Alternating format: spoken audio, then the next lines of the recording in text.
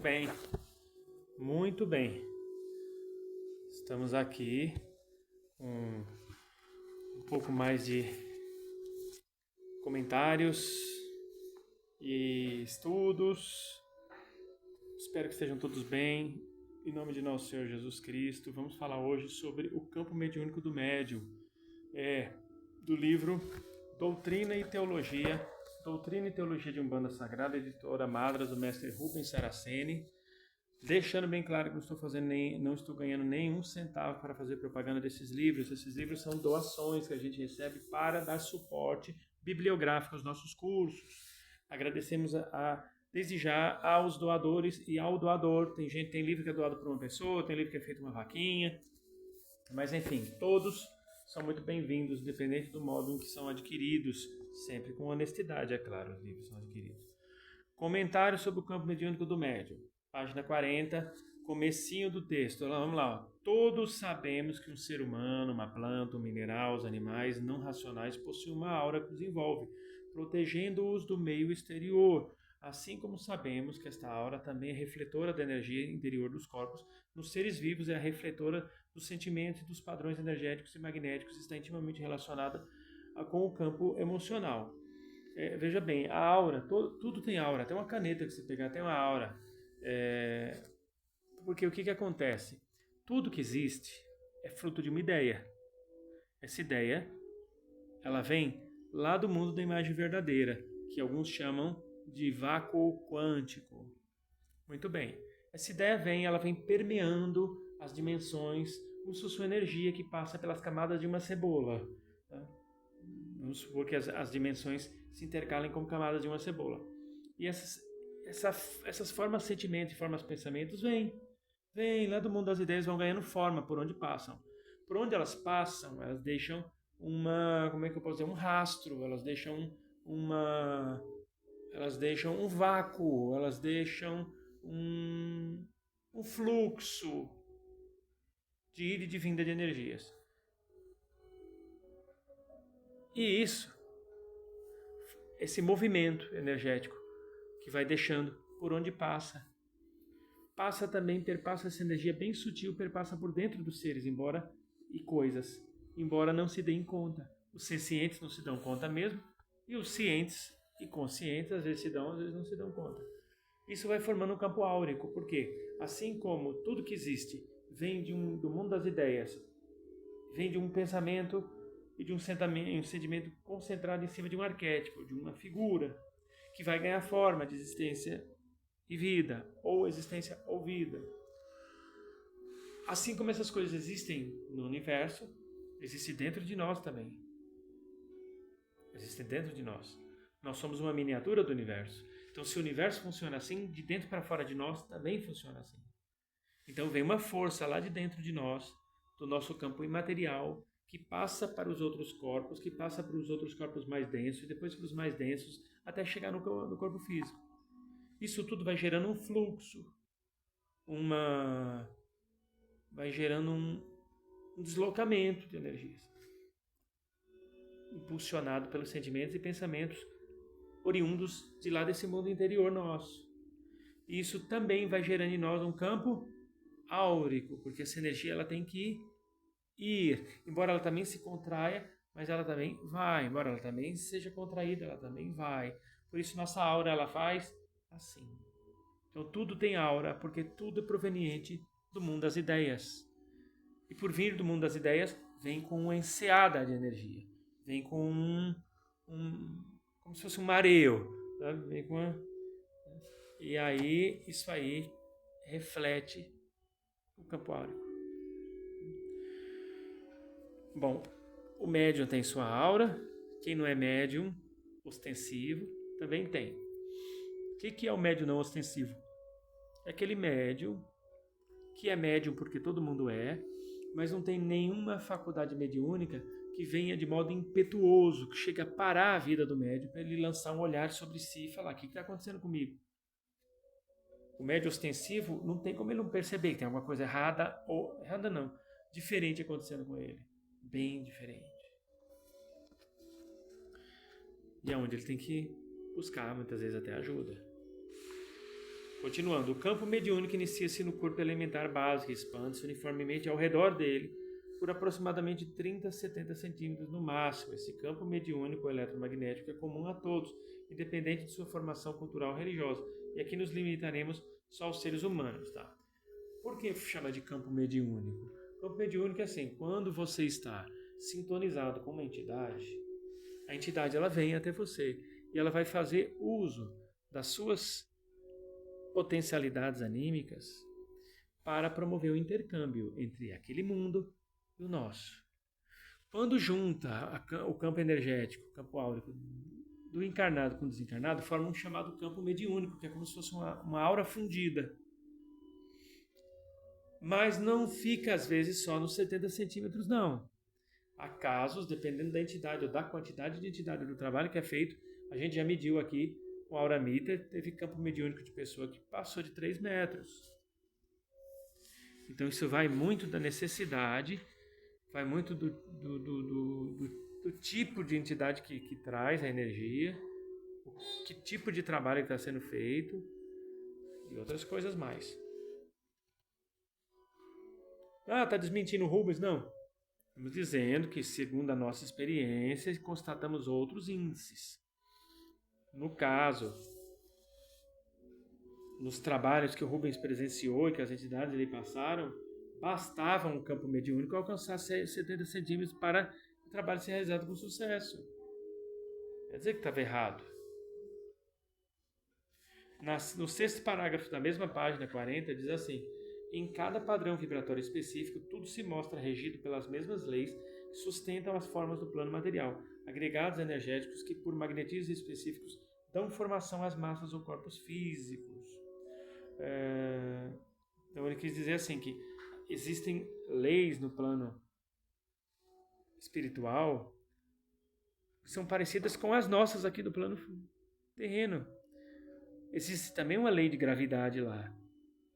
Existe também uma lei de causa e efeito lá, de ação e reação lá, naquelas dimensões. Porque elas são cósmicas, é que em cada realidade vibracional, cada dimensão, as leis cósmicas podem ter um campo de alcance ou de atuação com algumas variações, mas serão sempre leis cósmicas. Na dimensão onde vivem os espíritos, um magnetismo semelhante ao existente no plano material também existe e sustenta tudo que nela possa existir. A única diferença está no relacionamento energético e na mudança do padrão vibratório, tanto dos seres quanto das formas que são plasmadas a partir do éter.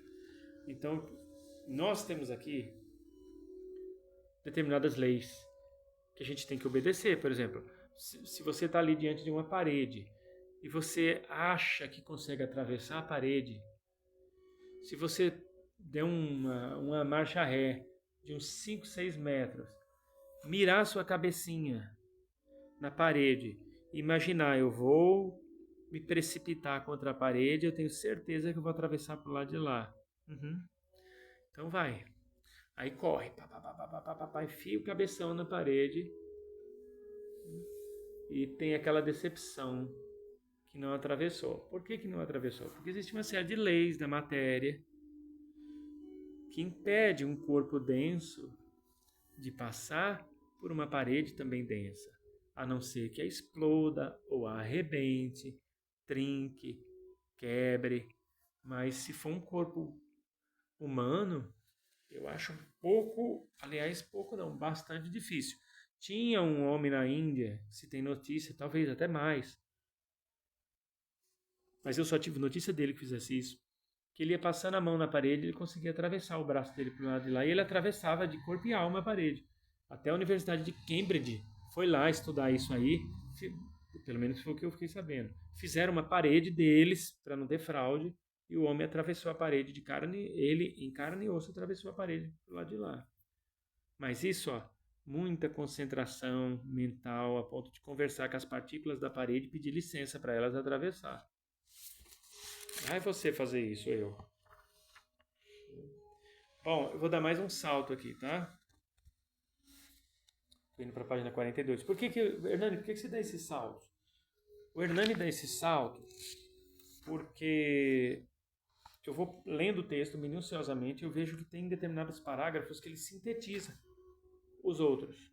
Para a leitura não ficar maçante e a gente não deixar o vídeo muito grande, perder tempo e se dispersar, eu pego aqueles parágrafos que são mais sintéticos e que no final das contas não perde nada do texto.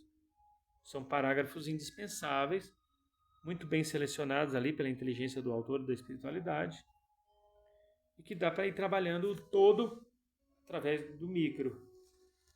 Mas para você que adquirir esse livro, leia ele todo, por gentileza, leia ele todo. E adquira o livro, gente. O Campo Mediúnico, a página 42, lá no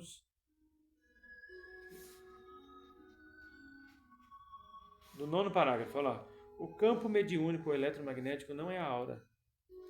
Esta é tão somente composta por irradiações do corpo energético, que é um gerador energético por excelência. Tá. O que ele fala, campo mediúnico eletromagnético, não é aura, porque na verdade é a fusão das duas auras, formando um campo, não a terceira aura. A gente chama de terceira aura, mas não é. E a aura, não sei se vocês sabem, gente, ela segue a cor dos chakras, de baixo para cima. A primeira camada dela é vermelha, representando o chakra básico. A segunda é a cor de laranja, a segunda camada da aura, representando o chakra umbilical.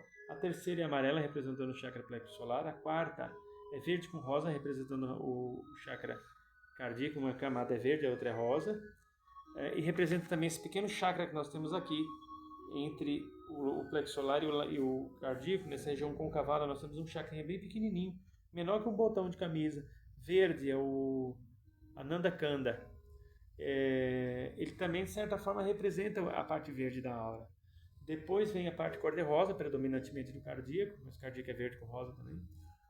A parte azul clara da aura, a camada azul clara representando o laríngeo, a camada azul índigo representando o frontal e a camada violeta representando o campo, o chakra coronário. Para aquelas pessoas que estão sempre trabalhando com espiritualidade, é normal ter uma camada dourada ou prata platina acima da aura, tá? De forma de proteção. Bom, então vamos lá. Aí aqui está dizendo assim, ó, na página 42, o campo mediúnico ou eletromagnético não é a aura, esta é tão somente composta por irradiações do corpo energético, que é um gerador energético por excelência. A aura é um espelho etérico do estado geral do ser e mostra por meio de suas cores os tipos de sentimentos vibrados e o padrão vibratório estabelecido no mental, que é o centro magnético do espírito. O padrão vibratório estabelecido no mental. Então, o mental é tido como o centro energético do espírito, porque na mente tem a quantidade de sentimentos e pensamentos suficientes para dar uma coloração geral à sua aura. Embora a nossa aura tenha todas essas camadas de cor, se você olhar, ela tem uma espécie de nuvenzinha em volta dela que tem uma determinada cor, que é o que a gente chama de cor da aura, quando na verdade a aura ela tem todas essas cores, mas tem uma névoa que predomina. Nas pessoas que trabalham mais no intelecto, ela é mais azulada. Nas pessoas que trabalham mais com cura, ela é mais esverdeada. Nas pessoas que são mais voltadas à carne e à matéria, elas são mais avermelhadas. Essa névoa. Então vai de cada um, mas isso não tem nada a ver com ser superior ou ser inferior, tá? Não tem muito a ver, não.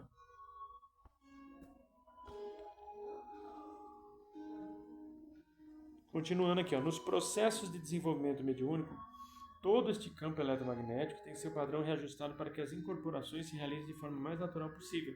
No princípio, quando os espíritos adentram nesse campo, por estarem vibrando num outro padrão, o médium sente-se zonzo, dormente, desequilibrado, etc., pois seu equilíbrio gravitacional mental sofre uma interferência poderosa, mas à medida que os mentores vão reajustando o padrão vibratório dos seus médios, os choques vibratórios vão desaparecendo, as incorporações acontecem de modo quase imperceptível a quem está assistindo ao processo. Neste ponto do desenvolvimento mediúnico, o campo eletromagnético do médium já foi totalmente reajustado, afinado com o padrão vibratório espiritual, pois antes quem o graduava era o padrão vibratório atômico, físico. Bom, aqui quer dizer assim, que a aura ela tem um poder de autorregulação. Naturalmente a sua aura vai se dar um jeito de buscar equilíbrio. Tá? Naturalmente ela vai buscar um jeito de buscar equilíbrio. Porém, Quando você trabalha com a espiritualidade, a própria espiritualidade tem a responsabilidade, se não o dever, de equilibrar o médium. Por isso algumas entidades vêm nos médios, principalmente os médios mais novos, e não falam nada. Você percebe elas ali trabalhando, fazendo uma série de movimentos, elas estão ali fazendo um reajustamento. Elas vieram ali para tratar daquele médium, para que ele fique bem, para que possa ajudar os outros. Porque se o médium não estiver bem, como é que ele vai ajudar? Entendeu a função dessas entidades silenciosas que vêm? Aí os outros ficam em volta às vezes. Qual o seu nome? Qual a sua linha? Qual o seu axé? Qual isso? Deixa a entidade trabalhar, ela não quer falar. Ela não veio ali para falar, não veio para bater papo. Deixa a entidade, pô. Tem gente que fica azucrinando. Ó, na página 43, no terceiro parágrafo diz assim: vamos comentar rapidamente esses recursos. Defumações, aqui está citando algumas. Descarregam o campo vibratório, suavizam suas vibrações, tornando-os receptivos às energias de ordem positiva. As defumações elas têm essa função bastante higienizadora mesmo. Palmas, né? Eu tô aqui.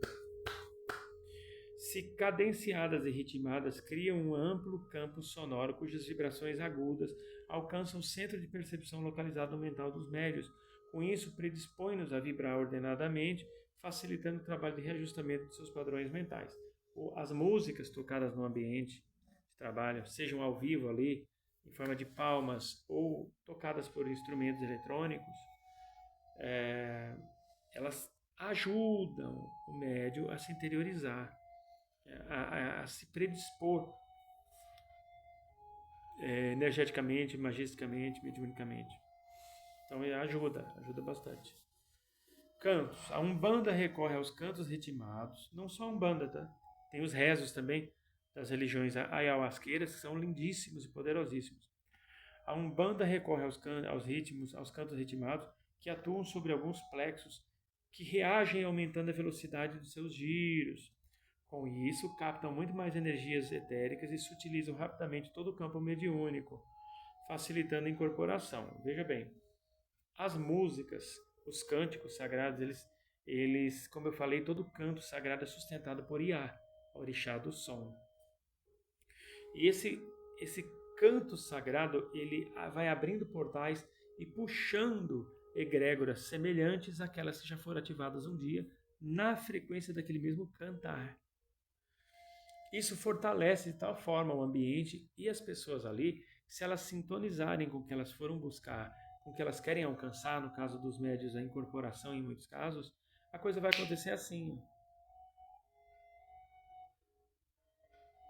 Porque já existe uma fração nossa só esperando que aquilo aconteça.